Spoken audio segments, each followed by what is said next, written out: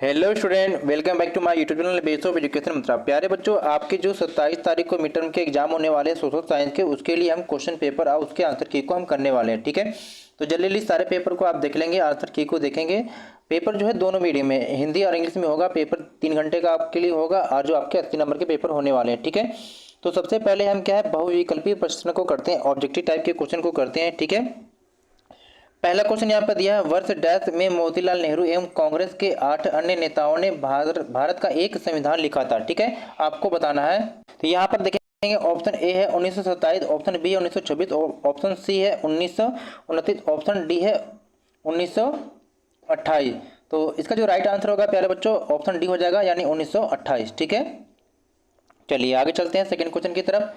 Second question हम देखेंगे यहाँ पर कि भारतीय संविधान अपने मूल मूल्यों के एक संक्षिप्त सार के साथ शुरू होता है, जिसे डैश कहा जाता है। तो सेकेंड क्वेश्चन का जो राइट आंसर होगा उसे हम क्या कहते हैं, उसे हम कहते हैं प्रस्तावना। ठीक है, ऑप्शन बी यहाँ पर राइट हो जाएगा। ठीक है, थर्ड क्वेश्चन यहाँ पर दिया है, क्या कह रहा है कि 2011 की जनगणना के आंकड़ों के अनुसार किस राज्य की साक्षरता दर सबसे अधिक है। तो 2011 की जनगणना के अनुसार जो है, जिस राज्य की साक्षरता दर सबसे अधिक है वह राज्य यहाँ पर क्या है, केरल है। ऑप्शन ए यहाँ पर राइट हो जाएगा। ठीक है, चलिए अगला क्वेश्चन यहाँ पर दिया है कि भारत की मानक मध्याह्न रेखा 82.5 निम्न में से किस स्थान से होकर गुजरती है। ठीक है, तो आपने पढ़ा होगा कि किस स्थान से होकर गुजरती है, तो इसका राइट आंसर हो जाएगा ऑप्शन डी, उत्तर प्रदेश में मिर्जापुर। ठीक है, चलिए आगे चलते हैं क्वेश्चन नंबर 5 की तरफ। निम्नलिखित में से कौन भारतीय संविधान सभा का सदस्य नहीं था। आपको बताना है कि इन चारों में से कौन से संविधान सभा के सदस्य नहीं थे। ठीक है, तो इसमें देखिए, डॉक्टर राजेंद्र प्रसाद जी थे, ठीक है, डॉक्टर भीमराव अम्बेडकर भी थे, सरोजिनी नायडू जी थी, लेकिन महात्मा गांधी जी नहीं थे। तो ऑप्शन सी यहाँ पर सही हो जाएगा। ठीक है, चलिए क्वेश्चन नंबर, अभी देखिए इंग्लिश में भी ठीक उसी प्रकार से देख लेंगे। ठीक है, इंग्लिश में भी आप जब देखेंगे तो यहाँ पर ऑप्शन डी सही हो जाएगा। ठीक है, सेकंड क्वेश्चन में जब आप यहाँ पर देखेंगे तो यहाँ पर आपको ऑप्शन बी सही हो जाएगा। ठीक है, और थर्ड क्वेश्चन में जब आप यहाँ पर देखेंगे तो यहाँ पर ऑप्शन ए सही हो जाएगा। ठीक है, और फोर्थ क्वेश्चन जब आप देखेंगे तो यहाँ पर ऑप्शन डी सही हो जाएगा, और क्वेश्चन नंबर जो 5 देखेंगे तो वहाँ पर ऑप्शन सी सही हो जाएगा, महात्मा गांधी जी। ठीक है, इसलिए दोनों पेपर को आप देख लेंगे, किसी एक ही पेपर को हम कराएंगे, किसी एक ही लैंग्वेज को। क्वेश्चन 6 यहाँ पर है कि इनमें से कौन सा महाराष्ट्र का एक प्रमुख चरवाहा समुदाय है। देखिए आपने चरवाहा वाले चैप्टर को जरूर पढ़ा होगा, क्योंकि इस पेपर में आपसे आएंगे हिस्ट्री से। ठीक है, तो इनमें से कौन सा महाराष्ट्र का एक प्रमुख चरवाहा समुदाय है, आपको बताना। अगर आपने पढ़ा होगा अच्छी तरीके से तो आप इस पेपर को कर पाएंगे। तो ऑप्शन इसका जो है डी सही हो जाएगा, धनगर। ठीक है, अब यहाँ पर ध्यान देंगे, जो गोला आपके है ना, ये जो गोला कहाँ पर पाए जाते हैं, तो जो गोला आपके हैं ये आपके कर्नाटक और आंध्र प्रदेश में पाए जाते हैं, और जो भोटिया आपके हैं ये कहाँ पाए जाते हैं, इस चीज को देखना है। ठीक है, और यहाँ पर जो आप बात करते हैं कि गुज्जर बकरवाल, ये गुज्जर बकरवाल क्या है, जम्मू कश्मीर की एक चरवाहा जनजाति है। ठीक है, चलिए यहाँ पर देखते हैं क्वेश्चन नंबर 7 को बच्चों। क्वेश्चन नंबर 7 है कि नीचे दिए गए कथनों को पढ़कर सही विकल्प का चयन करना है, यानी नीचे जो कथन पढ़ना है और उसी के आधार पे आपको क्या इस ऑप्शन को चूज करना है। ठीक है, तो चलिए आप यहाँ पर पढ़िए क्या है। ठीक है, ऑप्शन ए दे रहा है कि कर्क रेखा महाराष्ट्र से होकर गुजरती है। ठीक है, आपसे पूछा जा रहा है कि कर्क रेखा महाराष्ट्र से होकर गुजरती है। दूसरा है कि क्षेत्रफल की दृष्टि से भारत विश्व में 7वें स्थान पर है। देखिए ये पहला गलत हो गया, दूसरा सही हो गया। अक्षांशीय सीमा दिन और रात की अवधि को प्रभावित करती है। ठीक है, तो देखिए ये भी बिल्कुल सही है। अगला कि पुदुचेरी भारत के पश्चिमी तट पर स्थित है, तो ये गलत है, क्योंकि देखिए पुदुचेरी जो है आपके पूर्वी तट पर स्थित है। ठीक है, तो ऑप्शन आप देखेंगे कि कौन सा ऑप्शन सही होगा, तो यहाँ पर ऑप्शन बी सही जगह, किसी में 2 और 3 दिया हुआ। ठीक है, चलिए आगे चलते हैं बच्चों। क्वेश्चन नंबर 8 को देखते हैं, क्या कर रहा है कि उचित मिलान करके सही विकल्प का चयन करिए। देखिए यहाँ पर झील दिया है और यहाँ पर अवस्थिति दिया कि झील कहाँ पर स्थित है। ठीक है, अब देखिए यहाँ पर आपको बताया गया है, देखिए अब बच्चों यहाँ से आपसे पूछा गया कि वूलर झील कहाँ पर स्थित है, तो वूलर झील आपके जम्मू कश्मीर में स्थित है। सामर झील कहाँ पर स्थित है, सामर झील राजस्थान में स्थित है। ठीक है, चिल्का झील कहाँ पर स्थित है, ये उड़ीसा में है। पुलिकट झील कहाँ पर स्थित है, ये आपके आंध्र प्रदेश में। तो आप देखिए पहले का जो तीसरा है, पहले का तीसरा कहाँ पर, इसमें भी दिया, दोनों में दिया है। ठीक है, और देखिए सामर झील का यानी कि दूसरे का चौथा दोनों में भी दिया है। ठीक है, देखिए आप क्या, तीसरे का पहला, तो तीसरे का पहला देखिए आपके ए वाले में दिया। अब इसलिए क्या है, आपका जो राइट आंसर हो जाएगा ऑप्शन ए यहाँ पर राइट हो जाएगा, ठीक है ना। इस प्रकार से आप मिलान करके आप देख लेंगे, ठीक है। ऑप्शन ए यहाँ पर आपका सही हो जाएगा। चलिए आगे चलते हैं अगले क्वेश्चन की तरफ। अब इंग्लिश में भी ठीक उसी प्रकार से आप यहाँ पर देख लेंगे, ठीक है। चलिए आगे देखते हैं। क्वेश्चन नंबर 9 को देखेंगे प्यारे बच्चों। वीडियो को लाइक शेयर जरूर कर दीजिएगा और चैनल को सब्सक्राइब कर लीजिएगा। कमेंट करके बताइएगा कि आपकी तैयारी कैसी है। 9 क्वेश्चन यहाँ पर कह रहा है कि सिंधु और गंगा नदी तंत्रों के बीच जल विभाजक पर कौन सा शहर स्थित है। देखिए आपने ये पढ़ा होगा, ठीक है, कि जल विभाजक पे कौन सा शहर स्थित है ये, ठीक है। आपने अगर पढ़ा होगा तो इसका आंसर जरूर आपने पहले ही बता दिया होगा, क्योंकि यह है अम्बाला स्थित है। ऑप्शन ए यहाँ पर राइट हो जाएगा, ठीक है। चलिए आगे क्वेश्चन देखते हैं। क्वेश्चन नंबर 10 यहाँ पर, ठीक है। 10 क्या कर रहा है यहाँ पर कि लोकतंत्र निर्णय लेने की गुणवत्ता में सुधार करता है, क्योंकि इसका ऑप्शन हो जाएगा ऑप्शन बी, क्योंकि ये निर्णय परामर्श और विचार विमर्श द्वारा लिए जाते हैं। क्योंकि लोकतंत्र एक ऐसी शासन व्यवस्था है जिसके शासकों का चुनाव जनता स्वयं करती है, ठीक है। यहाँ पर जनता की भावनाओं का ध्यान रखा जाता है। चलिए देखिए अब 11 क्वेश्चन यहाँ पर क्या कह रहा है बच्चों। यहाँ पर कह रहा है कि 18वीं शताब्दी में फ्रांस में किस नए सामाजिक समूह का उदय हुआ। तो 18वीं शताब्दी में फ्रांस में किस नए सामाजिक समूह का उदय हुआ आपको बताना है। तो ऑप्शन सी सही हो जाएगा, यानी कि मध्यम वर्ग, ठीक है। क्वेश्चन 12 को हम देखेंगे कि निम्नलिखित में से, ठीक है, ध्यान देंगे कि निम्नलिखित में से कौन सा जल निकाय श्रीलंका को भारत से अलग करता है। देखिए ये भी क्वेश्चन आपके टीचर ने जरूर कराया होगा, ठीक है। बहुत ही आसान से क्वेश्चन है। तो ऑप्शन बी सही हो जाएगा, यानी कि पाक जल संधि और मन्नार की खाड़ी। देखिए इसमें दो है, ठीक है ना। एक तो पाक जल संधि है, दूसरा मन्नार की खाड़ी है। तो दोनों को आप याद रखेंगे, ठीक है। दोनों के द्वारा क्या है, भारत और श्रीलंका अलग होते हैं, ठीक है। चलिए आगे देखिए। क्वेश्चन नंबर आपके 13, ठीक है। क्या कहा जा रहा है कि शिशु मृत्यु दर से तात्पर्य डैश से कम आयु के बच्चे की मृत्यु से, यानी शिशु मृत्यु दर क्या कह रहा है, ठीक है। तो इसके जो राइट आंसर हो जाएगा ऑप्शन ए, ठीक है। यानी शिशु मृत्यु दर से तात्पर्य एक वर्ष से कम आयु के बच्चे की मृत्यु से है, ठीक है। ऑप्शन ए यहाँ पर राइट हो जाएगा। इंग्लिश में भी सारे क्वेश्चन के आंसर आप देख लेंगे अगर आप इंग्लिश मीडियम में चूज किया। तो जल्दी चलिए करते हैं बच्चों आगे। क्वेश्चन नंबर 14, ठीक है।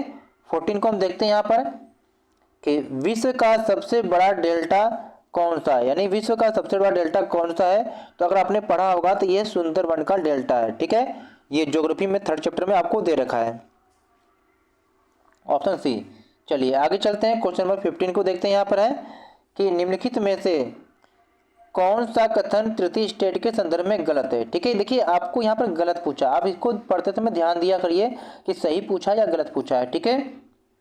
देखिए तृतीय स्टेट के अमीर सदस्यों के पास भूमि का स्वामित्व था, ठीक है। तो ये क्या है, आगे देखिए वकील तृतीय स्टेट के भाग थे। तीसरा है कि तृतीय स्टेट में केवल गरीब लोग सम्मिलित थे, ठीक है। तो ऐसा कोई नहीं है, यहाँ पर गरीब अमीर सभी लोग थे, इसलिए ये वाला स्टेटमेंट आपका गलत हो गया। ऑप्शन सी यहाँ पर आपका सही हो जाएगा, ठीक है।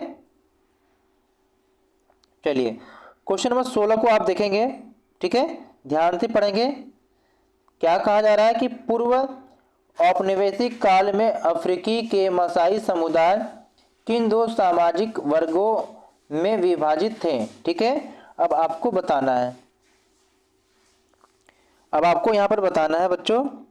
ऑप्शन ए यहाँ पर दिया है बुजुर्ग और योद्धा, पुजारी और योद्धा, कृषक और उद्योगपति, उपरोक्त में से कोई नहीं। तो इस क्वेश्चन का आंसर आपका हो जाएगा ऑप्शन ए बुजुर्ग और योद्धा में, ठीक है। चलिए देखिए अगले क्वेश्चन के लिए आपके लिए क्या कहा गया कि 17 से 20 क्वेश्चन में आपको क्या ऐसे मिलेंगे, स्टेटमेंट वाले हैं, कथन ए और कारण आर, इसको पढ़ना है और इसी के आधार पर आपको आंसर देना। कैसे आंसर देना है, देखिए इनको पढ़ लीजिए पहले। ऑप्शन ए कब आप देंगे, जब अभी कथन ए और कारण आर दोनों सत्य हो, ठीक है, और कारण आर जो है कथन ए की सही व्याख्या करता है, तो आपको ऑप्शन ए करना है। बी कब देना है, जब कथन ए एवं कारण आर दोनों सत्य है परंतु कारण आर ए की सही व्याख्या नहीं करता है, तब बी करना है। सी ऑप्शन कब करना आपको है, जब अभिकथन ए सही है और कारण आर गलत है तब आपको सी करना है। डी ऑप्शन कब देना है, जब अभिकथन ए गलत है और कारण आर सही है तब आपको डी ऑप्शन को चूज करना है। ठीक है, चलिए अब हम इसके इस टाइप के क्वेश्चन को देखते हैं। देखिए 17 क्वेश्चन को हम देखेंगे। यहाँ पर क्या कहा जा रहा है, ध्यान से पढ़ेंगे आप कि अभिकथन ए, ठीक है, क्या कहा जा रहा है कि गोरे शासकों ने सभी अश्वेतों को अपने समान माना। ठीक है, अब कारण आर कह रहा है कि गोरे शासकों ने, ठीक है, कि गोरे शासकों ने लोगों को उनकी चमड़ी के रंग के आधार पर बांट दिया। तो 17 क्वेश्चन जब देखेंगे आप तो इसका जो राइट आंसर हो जाएगा ऑप्शन डी हो जाएगा। क्यों, क्योंकि देखिए अभिकथन ए गलत है। ठीक है, अभिकथन ए जो है गलत है और कारण आर जो है ये सही है। ठीक है, इसलिए ऑप्शन डी यहाँ पर सही हो जाएगा। ठीक है, चलिए 18 क्वेश्चन को देखते हैं। अभिकथन ए, छोटे किसान जो भारत के कुल किसानों का लगभग 80% है को पूंजी आसानी से प्राप्त हो जाता है।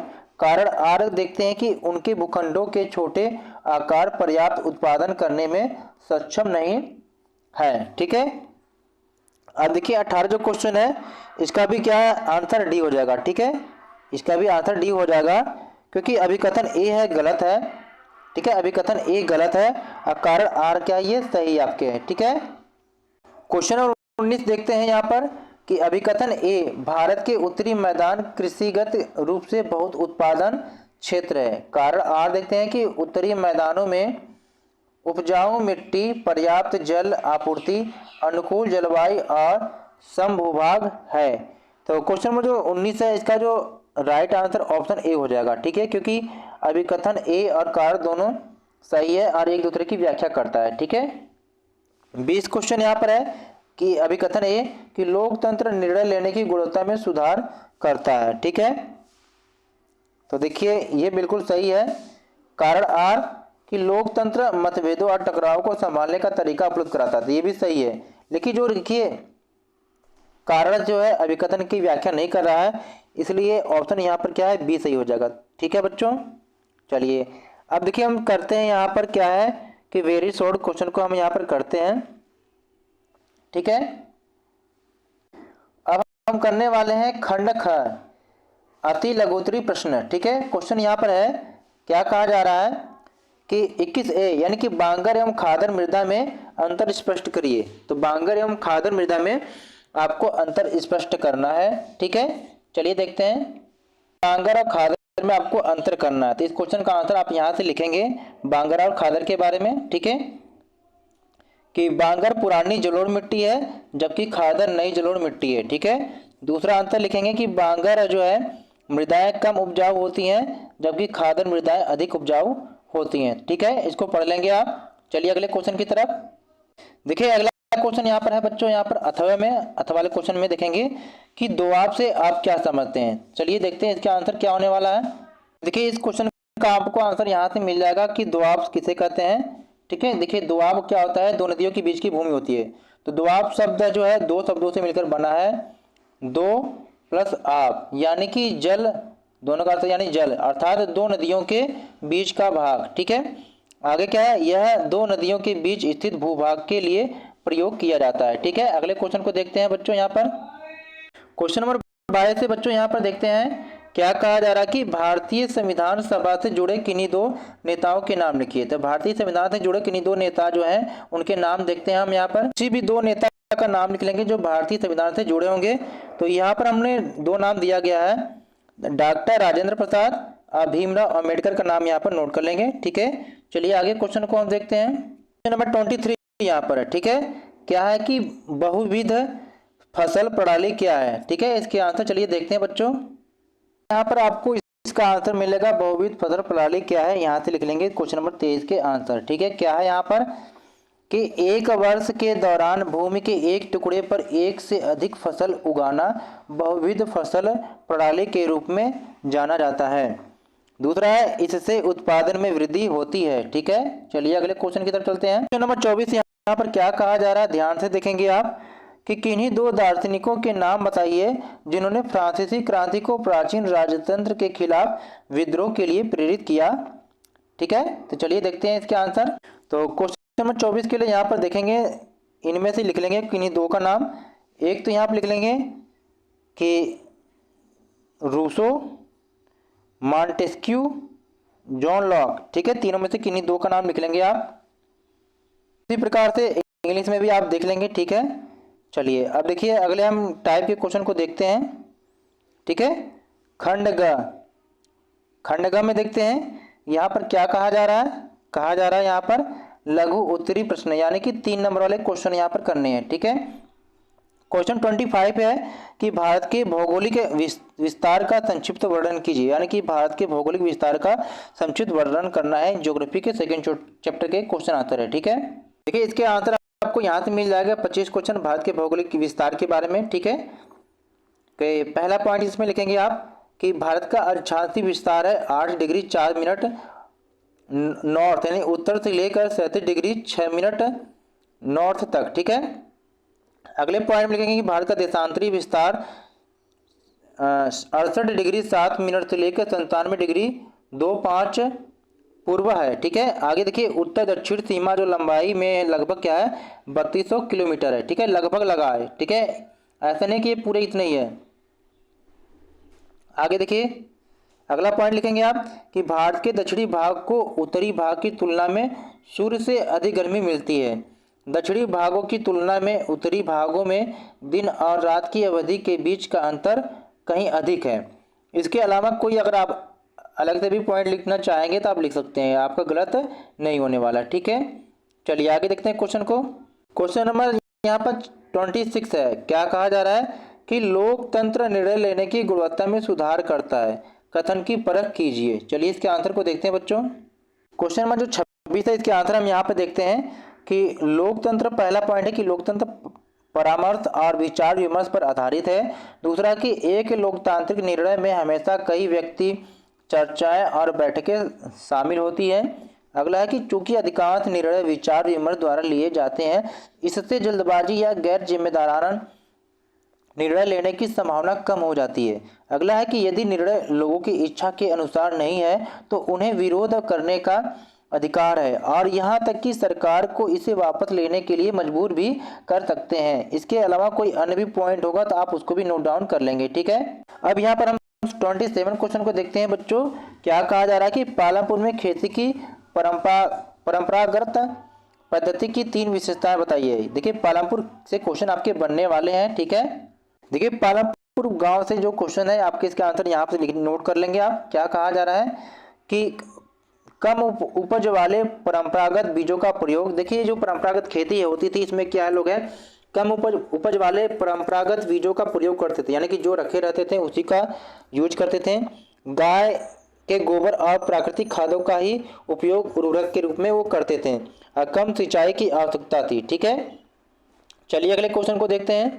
28 क्वेश्चन को हम यहाँ पे देखते हैं। क्या कहा जा रहा है कि ये है कि ग्रामीण क्षेत्रों में बेरोजगारी के लिए उत्तरदायी किन्हीं 3 कारकों को लिखना है। ग्रामीण क्षेत्र में बेरोजगारी के किन्हीं 3 कारकों को लिखना है। ठीक है, देखिए 28 क्वेश्चन के आंसर आपको यहाँ पर है कि ग्रामीण क्षेत्र में बेरोजगारी के 3 कारक आपके यहाँ पर दिया हुआ, कोई लिख लेंगे आप कि अधिक जनसंख्या के कारण बड़े परिवार, कुटीर और लघु उद्योगों का अल्प विकास, कृषि के विविधीकरण का अभाव है, लोगों के पास पूंजी का अभाव है।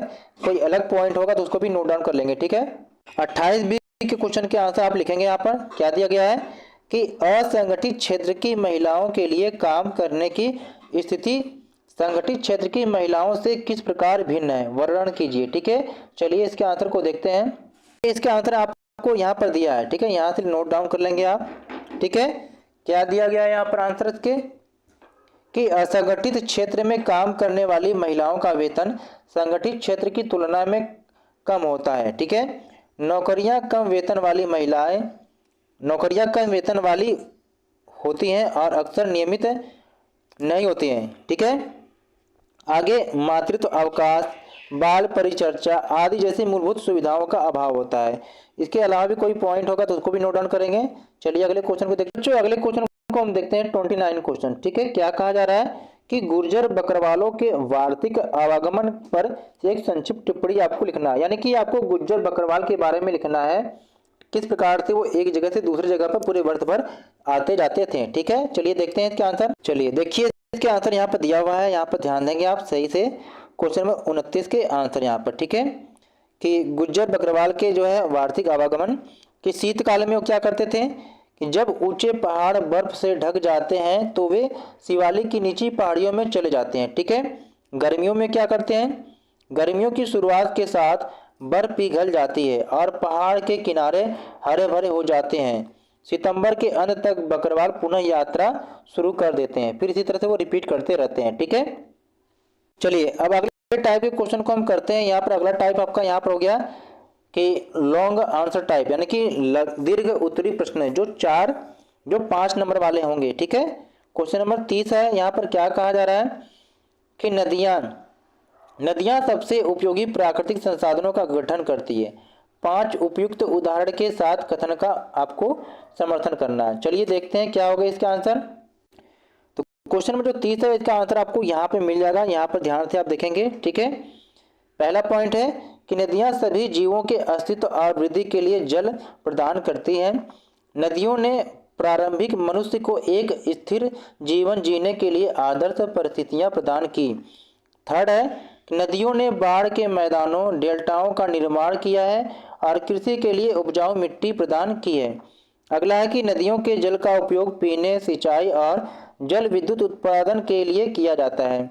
अगला है कि नदी घाटियां विश्व की सर्वोत्तम कृषि भूमि है और घनी आबादी वाले क्षेत्र हैं। ठीक है, चलिए आगे देखते हैं अगले पॉइंट को।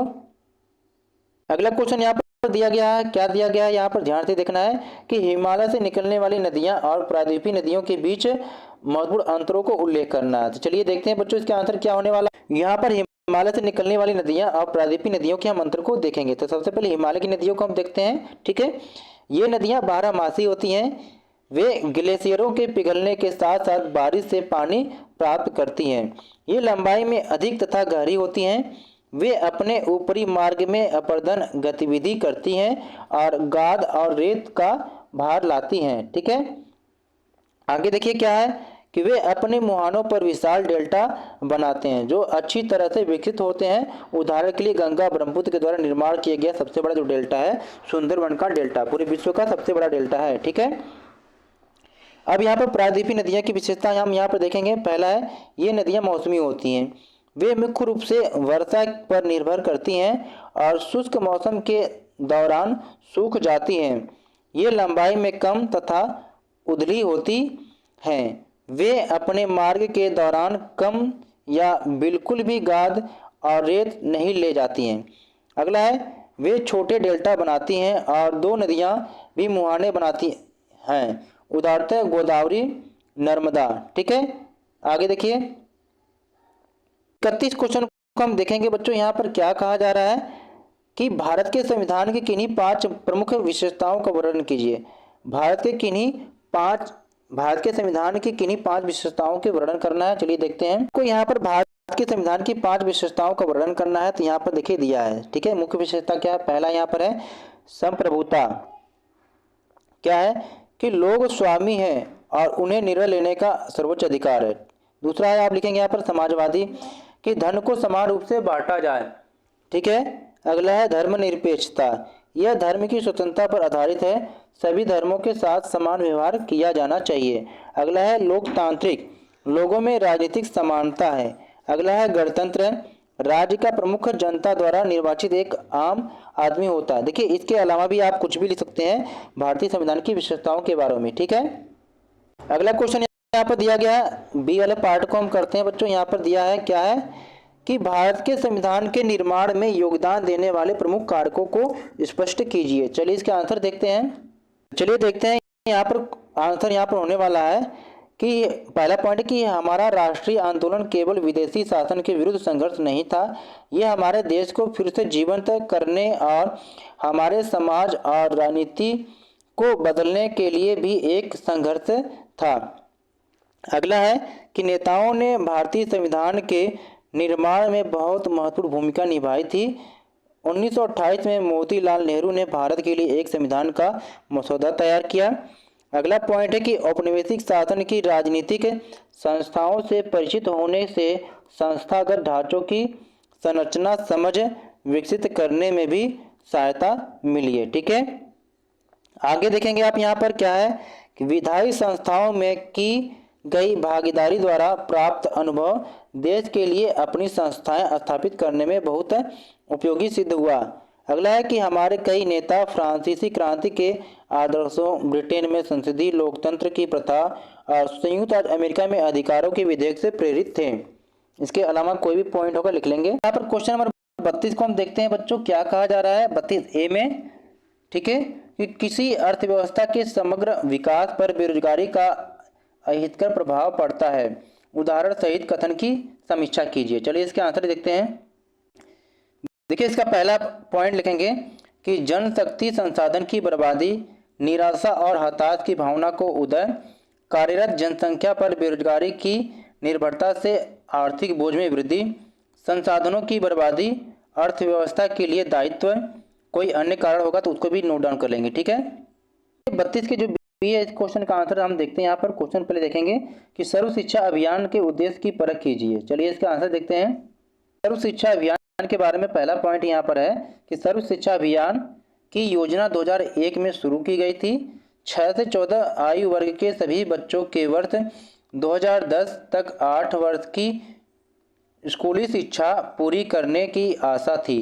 अगला है कि प्रारंभिक शिक्षा के सर्व सुलभीकरण के लक्ष्य को प्राप्त करने के लिए राज्य, स्थानीय सरकार और समुदाय की भागीदारी में केंद्र सरकार का कार्यक्रम। ठीक है, अगला पॉइंट देखेंगे यहाँ पर कि इस कार्यक्रम में बालिकाओं, अनुसूचित जातियाँ, जनजातियाँ और अन्य बच्चों की शैक्षिक आवश्यकताओं पर विशेष ध्यान देने हेतु पूरे देश को शामिल किया गया है। ठीक है, यहाँ पे देखेंगे। और अगला पॉइंट यहाँ पर दिया गया है कि मध्याह्न भोजन योजना बच्चों की उपस्थिति और उन्हें स्कूल में बनाए रखने को प्रोत्साहित करने के साथ साथ उनके पोषण स्तर में सुधार करने के लिए कार्यान्वित की गई है। ठीक है, और इसके अलावा भी कोई और भी पॉइंट होगा तो नोट डाउन कर लेंगे आप। ठीक है, अब यहाँ पर 33 क्वेश्चन को हम देखते हैं बच्चों, क्या कहा जा रहा है कि पशुपालकों पर वन अधिनियम के क्या प्रभाव पड़े। पशुपालकों पर वन अधिनियम के क्या प्रभाव पड़े, इसके आंसर देखते हैं कि पशुपालकों पर वन अधिनियम के प्रभाव। पहला हम लिखेंगे कि 19वीं शताब्दी के मध्य तक विभिन्न प्रांतों में विभिन्न वन अधिनियम लागू किए जा रहे थे। वनों को आरक्षित और संरक्षित वन में वर्गीकृत किया गया था। आगे किसी भी पशुपालक को आरक्षित वनों तक पहुंचने की अनुमति नहीं थी। अगला है कि संरक्षित वनों में पशुपालकों को परंपरागत चराई अधिकार प्रदान किए गए थे, लेकिन उनकी आवाजाही पर गंभीर प्रतिबंध लगा दिया गया था। औपनिवेशिक अधिकारों का मानना था कि चराई से वन तल पर अंकुरित होने वाले वृक्षों के पौधे और युवा अंकुर नष्ट हो जाते हैं। ये सारे आपके एनसीईआरटी किताबों में दिया है। अगले क्वेश्चन देखते हैं। अगला दिया यहाँ पर कि मासाई समुदाय द्वारा अपनी चराई भूमि के खोए जाने के कारणों का वर्णन कीजिए। तो चलिए पहला कारण क्या है यहाँ पर है 1885 में मसाई लैंड को ब्रिटिश केन्या और जर्मन तंजानिया लिख लेंगे के बीच विभाजित किया गया। ठीक है, आगे है कि अंग्रेजों ने स्थानीय किसान समुदाय को खेती का विस्तार करने के लिए प्रोत्साहित किया, जिससे उपलब्ध चारागाह भूमि की मात्रा कम हो गई। ठीक है, आगे क्या किया इन्होंने कि पूर्व औपनिवेशिक काल में मासाई पशुपालक अपने पड़ोसियों पर आर्थिक और राजनीतिक रूप से हावी थे, लेकिन औपनिवेशिक शासन के अंत तक स्थिति उलट हो गई थी। ठीक है, अगला है कि चराई भूमि के बड़े क्षेत्रों को भी शिकारगाहों में बदल दिया गया था। पशुपालकों को इन आरक्षित जंगलों में प्रवेश करने की अनुमति नहीं थी। अक्सर ये आरक्षित जंगल उन क्षेत्रों में थे जो पारंपरिक रूप से मासाई समूहों के लिए नियमित चराई के मैदान थे। कोई अलग भी कारण होगा तो उसे नोट डाउन करेंगे आप। ठीक है, यहाँ पर देखेंगे अगला पॉइंट यहाँ पर हमारा है कि केस स्टडी पर। ठीक है, पैराग्राफ पे आधारित है, तो ये पैराग्राफ आप पढ़ लेंगे बड़े अच्छे तरीके से। ठीक है, इसके आंसर आपको क्वेश्चन में से इसी से मिल जाते हैं। चलिए देखते हैं क्या है कि चीन की संसद को कवांगुओ रेमिन दाइवियाओ दावी दावी राष्ट्रीय जन संसद कहते हैं। चीन की संसद के लिए प्रति 5 वर्ष बाद नियमित रूप से चुनाव होते हैं। इस संसद को देश का राष्ट्रपति नियुक्त करने का अधिकार है। इसमें पूरे चीन से करीब 3000 सदस्य आते हैं। कुछ सदस्यों का चुनाव सेना भी करती है। चुनाव लड़ने से पहले सभी उम्मीदवारों को चीनी कम्युनिस्ट पार्टी से मंजूरी लेनी होती है। 2002-3 से में हुए चुनावों में सिर्फ कम्युनिस्ट पार्टी और उससे संबद्ध कुछ छोटी पार्टियों के सदस्यों को ही चुनाव लड़ने की अनुमति मिली। सरकार सदा कम्युनिस्ट पार्टी की ही बनती है। ठीक है, अब यहाँ पर क्वेश्चन देख लेंगे 34 का फर्स्ट की चीन के राष्ट्रपति की नियुक्ति का अधिकार किसके पास है। दूसरा क्वेश्चन है कि राष्ट्रीय जन संसद में कितने सदस्य हैं। तीसरा है कि क्या चीन की सरकार लोकतांत्रिक सरकार है। उपयुक्त गद्यांश के आधार पर अपने उत्तर के समर्थन में तर्क दीजिए। चलिए देखते हैं इसका आंसर। तो इस क्वेश्चन का जो पहला आंसर आप यहाँ से देखेंगे, ठीक है, पहला पॉइंट कि राष्ट्रीय जन संसद को चीन के राष्ट्रपति की नियुक्ति करने की शक्ति प्रदान है। दूसरा इसका आंसर है कि राष्ट्रीय जनसमूह में पूरे चीन से चुने गए लगभग 3000 सदस्य हैं। तीसरा पॉइंट का आंसर यहाँ पर है कि चुनाव लड़ने के लिए उम्मीदवार को चीनी कम्युनिस्ट पार्टी से मंजूरी लेनी पड़ती है, इसलिए ऐसी सरकार लोकतांत्रिक नहीं कही जा सकती है, राजतंत्र कही जाती है। ठीक है, देखिए 35 क्वेश्चन है। इस पैराग्राफ को पढ़ लेंगे, बहुत ही बड़ा पैराग्राफ है, जल्दी पढ़ेंगे कि पालमपुर आस पड़ोस के गांव और कस्बों से भली भांति जुड़ा हुआ है। एक बड़ा गांव रायगंज पालमपुर से 3 किलोमीटर की दूरी पर है। प्रत्येक मौसम में यह सड़क गांव को रायगंज और उसके आगे निकटतम छोटे कस्बों शाहपुर से जोड़ती है। इस सड़क पर गुड़ और अन्य वस्तुओं से लदी हुई बैलगाड़ियां, भैंसा बग्घी से लेकर अन्य कई तरह के वाहन जैसे मोटरसाइकिल, जीप, ट्रैक्टर तक देखे जा सकते हैं। इस गांव में विभिन्न जातियों के लगभग 450 परिवार, ये पढ़ लेना, रहते हैं। गांव में अधिकांश भूमि के स्वामी उच्च भूमि जाति के 80 परिवार हैं। उनके मकान, जिनमें से बहुत बड़े हैं, ईंट और सीमेंट के बने हुए। अनुसूचित जाति के लोगों की संख्या गांव की कुल जनसंख्या का 1/3 है। ठीक है, और वे गांव के एक कोने में काफ़ी छोटे घरों में रहते हैं, जिनमें कुछ मिट्टी और फूस के बने हैं। अधिकांश के घरों में बिजली है। खेतों के सभी नलकूप बिजली से ही चलते हैं और इसका उपयोग विभिन्न प्रकार के छोटे कार्यों के लिए किया जाता है। पालमपुर में 2 प्राथमिक विद्यालय है, देखिए 2 प्राथमिक विद्यालय है और एक हाई स्कूल है। ठीक है, गांव में एक राजकीय प्राथमिक स्वास्थ्य केंद्र है, देखिए ये सब डाटा याद रखना, और एक निजी औषधालय है। आपसे पूछा जा सकता है कि पालमपुर गाँव में कौन कौन सी सुविधाएं हैं, तो आपको याद होना चाहिए 2 प्राथमिक विद्यालय है, एक हाई स्कूल है, एक प्राथमिक चिकित्सालय है, प्राथमिक, और एक निजी औषधालय है। ठीक है, जहाँ पर रोगियों का इलाज होता है। और इसी क्वेश्चन आप देखेंगे कि 35 एकड़ पालमपुर में परिवहन के कौन कौन से साधन हैं। दूसरा क्वेश्चन है कि पालमपुर में बिजली की समुचित आपूर्ति है, कथन की पुष्टि करना है। तीसरा है कि पालमपुर में उचित जन सुविधाओं का वर्णन आपको करना है। तो चलिए सबके आंसर हम देखते हैं जल्दी से। 35 का पहला आप आंसर यहाँ से नोट कर लेंगे पहले पॉइंट में कि बैलगाड़ी, तांगा, बोगी, मोटर वाहन जैसे मोटरसाइकिल, जीप, ट्रैक्टर और ट्रक। दूसरा लिखेंगे आप अधिकांश घरों में बिजली है। खेतों में सभी नलकूप बिजली से ही चलते हैं। ठीक है, अगला लिख लेंगे यहाँ पर कि अधिकांश घरों और नलकूपों के लिए विद्युत कनेक्शन, 2 प्राथमिक विद्यालय और एक उच्च। तीसरा है कि प्राथमिक स्वास्थ्य केंद्र, देखिए ये सब आपको बताया गया था। ठीक है, क्वेश्चन के पैराग्राफ को जल्दी पढ़ेंगे हम यहाँ पर। 1793 से 94 तक के काल को आतंक का युग कहते हैं, ये पॉइंट पढ़ लेना, 1 नंबर के क्वेश्चन आपको यहाँ से मिल जाएंगे। रोबेस्पियर ने नियंत्रण एवं दंड की नीति, सख्त नीति अपनाई। उसके हिसाब से गणतंत्र के जो भी शत्रु थे, कुलीन एवं पादरी, अन्य राजनीतिक दलों के सदस्य, उसकी कार्यशैली से असहमति रखने वाले पार्टी सदस्य, उन सभी को गिरफ्तार कर जेल में डाल दिया गया और एक क्रांतिकारी न्यायालय द्वारा उन पर मुकदमा चलाया गया। यदि न्यायालय उन्हें दोषी पाता तो गिलोटिन पर चढ़ाकर उनका सिर कलम कर दिया जाता था। गिलोटिन 2 खंभों के बीच लटकते आरे वाली मशीन था, जिस पर रखकर अपराधी का सिर धड़ से अलग कर दिया जाता था। इस मशीन का नाम इसके आविष्कारक डॉक्टर गिलोटिन के नाम पर ही पड़ा था। देखिए ये भी एक क्वेश्चन इंपॉर्टेंट है। ठीक है, और इसमें जो क्वेश्चन आप देखेंगे यहाँ पर,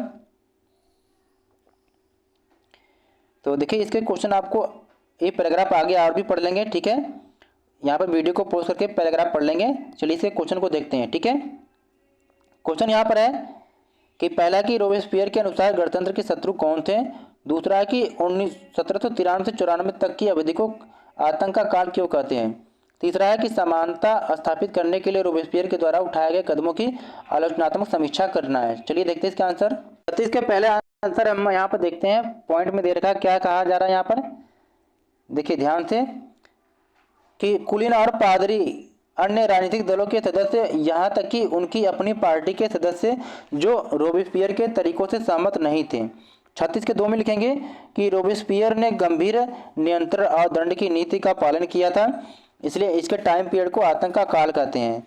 तीसरे में लिखेंगे आप कि रोबेस्पियर की सरकार ने मजदूरी और कीमतों पर अधिकतम सीमा रखने वाले कानून जारी किए, मांस और रोटी की राशनिंग की गई, नागरिकों और समता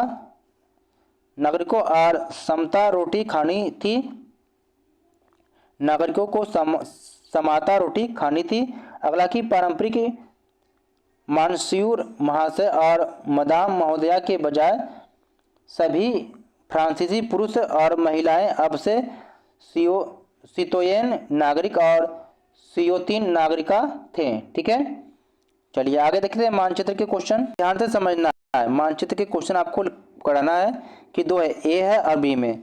पहले में क्या है, फ्रांस के दिए गए, यानी कि फ्रांस के मानचित्र पर आपको 2 स्थानों ए और बी को चिन्हित करना है। आपको ए लिखना है कि बोर्दे कहाँ पर है, बी आपको पहचानना है कि मार्सिले कहाँ है। ये वर्ल्ड के मैप पे आपको देखना है। दूसरा करना है आपको कि भारत के मानचित्र पर निम्नलिखित में से किन्हीं तीन को आपको दर्शाना है, कंचनजंगा पर्वत शिखर को, चिल्का झील, हिमाचल प्रदेश और मध्य प्रदेश। चलिए इसके आंसर को देखते हैं। ठीक है, देखिए आपको यहाँ पर दर्शाना है, ध्यान से देखेंगे आप यहाँ पर जब आपको, तो ये जो पॉइंट आपको है ना, ये बोर्डेक्स को यहाँ पर दर्शाता है, ये वाला एरिया आपको देखिए। ठीक है, मार्सिलो को, ये वाला एरिया आपको देखिए मार्सिलो को दर्शाता है। ठीक है, ये पॉइंट आपको जहाँ पर बन रहा है, ये यहाँ पर, ये आपको यहाँ पर बोर्डेक्स है, ये मार्सिल है। ठीक है, आप मैप में देख लेंगे, आपको पीडीएफ मिली होगी।